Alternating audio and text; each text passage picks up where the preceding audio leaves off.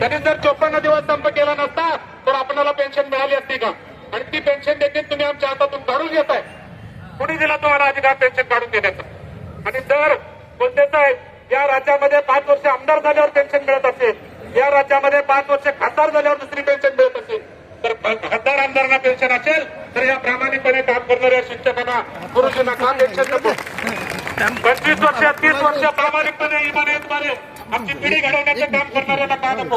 आमदारांना कुणी घडवलं, खासदारांना कुणी घडवलं, त्यांनी त्याची जाणीव ठेवावी. आणि आमदारांनी खासदारांना सुद्धा उद्यापासून आम्ही 8 तारखेपासून नागपुरामध्ये जाऊन सांगणार आहे, विधान परिषदेमध्ये आणि विधानसभेमध्ये शिक्षकांचे जर प्रश्न घेतले नाही तर जसं मराठा मोर्चामध्ये जाऊन प्रत्येक ठिकाणी लोकसभेच्या आणि विधानसभेच्या लोकप्रतिनिधींना त्यांनी सांगितलं आमची मतं मागायला येऊ नका, तसं शिक्षक तुमच्या दारात येतील आणि तुम्हाला सांगतील भविष्यात तुम्ही इथं निवडणुकीसाठी उभं राहू नका, शहाणा असाल तर.